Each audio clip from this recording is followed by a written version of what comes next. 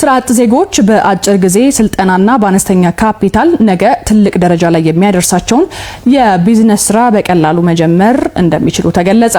የማሽነሪ ማምረትና ስልጠና ላይ የተሰማራው መንሃል ትሬዲንግ የግል ኢንተርፕራይዝ ምንም ስራ የሌላቸው ዜጎች ሩቅ ቦታ ሳይሄዱ ብዙም ድካም ደግሞ የማይጠይቁ የቢዝነስ ሙያዎችን በቤታቸው መስራት የሚችሉበትን ስልጠናና ሙያዊ እገዛ እንደሚያደርግላቸውም ገልጿል። ምትኩ ተሾመ ዝርዝር አለው። በ2016 ዓመተ ምህረት በሁለት ባለሙያዎች ተመስርቶ ፈሳሽ ሳሙና አመራረት ማሰልጠን ጀመረ። መንሃል ትሬዲንግ ኃላፊነቱ የተወሰነ የግል ማህበር አሁን ላይ ግን የአባላቱ ቁጥር 13 ደርሷል። መንሃል ትሬዲንግ 2016 ጥር አካባቢ ነው የተመሰረተው።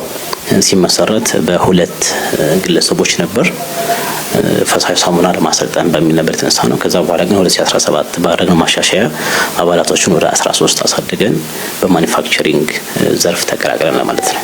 ድርጅቱ ዘርፈ ብዙ አገልግሎት ያላቸው ማሽነሪዎችን ያመርታል፣ ስልጠናም በመስጠት ላይ ይገኛል። በዲተርጀንት ዘርፍ ስልጠና፣ ግብአት ማቅረብ፣ ማሽነሪ ማቅረብ፣ በፕላስቲክ ሪሳይክሊንግ የሃይላንድ ጀሪካዎችን በመፍጨት ማሽኖቹን ማቅረብና ሰዎች ወደ ስራ እንዲገቡ ማድረግ እንዲሁም በአኒማል ፊልድ መኖ ማቀነባበሪያ አግሪካልቸር በተመለከተ ያሉ ማሽነሪዎችን ቱልሶችን ያዘጋጀን ወደ ክፍለ ሀገር በመሸጥ ነው የምንገኘው። አሁን ደግሞ አዲሱ ይሄንን ፕላስቲክ ፕሮዳክሽን ማሽኖችን ያመረትን ሰዎች ስልጠና ሰልጥነው ወደ ስራ እንዲገቡ እያደረግን እንገኛለን።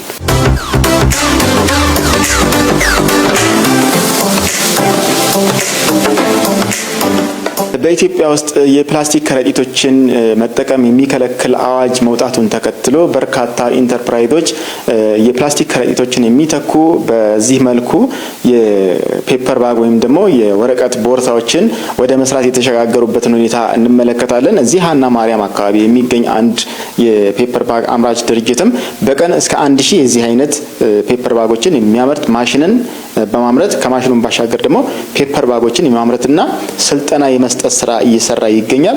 ዜጎችም እንግዲህ በዚህ ስራ ተደራጅተው ይህንን እየሰሩ ወደ ገበያ ማቅረብ የሚችሉበት እድል እንዳለን የተመለከትነው። በዚህ ጎን ለጎን ደግሞ በዚህ መልኩም ከማዳበሪያ የሚሰሩ ዘለግ ያለ አገልግሎት ሊሰጡ የሚችሉ የከረጢት አይነቶችንም በቀላሉ የሚያመርቱበትን ሁኔታ ተመልክተናል። ትኩረታችን ስራን መፍጠርና ሰራተኛን ከስራው ጋር ማገናኘት ነው ይላሉ የድርጅቱ ስራ አስኪያጅ አቶ መሐመድ ብሬ። እዚህ አሁን ያለነው ስራ መፍጠርና ስራን ከሰሩ ጋር ማገናኘት ነው። ሙያ ላይ የተሰማራ ነው። እኛ ሙያ ማስተማር አሁን በትንሹ ብንመለከት ፔፐር ባግ ስልጠናውን ብቻ ወስዶ የሚሄድ ሰው ለስልጠና ከ3000 እስከ 5000 ብር ነው ኮስት የሚያደርገው። ማቴሪያል ደግሞ እስከ 15000 ብር ቢወጣ ነው። ስለዚህ በ20000 ብር ካፒታል ፔፐር ባግን በቤቱ ዊዛውት ማሽነሪ ስራ መጀመር ይችላል። በድርጅቱ ውስጥ የሚሰሩ ባለሙያዎችም ስራ አጥ ዜጎች በአጭር ጊዜ ስልጠናና በአነስተኛ ካፒታል ወደ ስራ እንዲገቡ እየሰራን ነው ይላሉ። እንደ አንድ ተቋም እነዚህ ስራ አጦች ለምሳሌ በተለይ ደግሞ ለሴቶች ለሻማ በማምረት ስራ ላይ እንዲሰማሩ አሊያም ደግሞ የሹራብ ስራ ማሽን እሱም እኛ ጋር ይገኛል። አሊያም ፔፐር ባግ ሁሉንም ያጠቃልላል። ሞር ደግሞ ለሴቶች ወልዶ ቤት ለሚቀመጡ ለነሱ እንደነ ፔፐር ባጎች አዘጋጅተናል። እስከነ ሙሉ ስልጠና ጥሬ ዕቃ ሁሉንም ነገር እኛ ጋር ማግኘት ይችላሉ። ብዙ ነገር ያገኛሉ። አንደኛ ቀለል ያለ ነው ሙያውም ቤት ውስጥ እንትን ማለት ይችላሉ። ምንም ነገር ፍጆታ የሚወስድ ነገር የለም። ኤሌክትሪክም ብዙም አይጠቀምምና ብዙ ነገር ይጠቀማሉ። አንደኛ ያው ስራውን ለሌላ ሰውም ስራ መፍጠር ይችላሉ። እኛ ጋር ከ15000 ብር መነሻ ካፒታል ጀምሮ እንደ ሆም ቢዝነስ ይሰራሉ።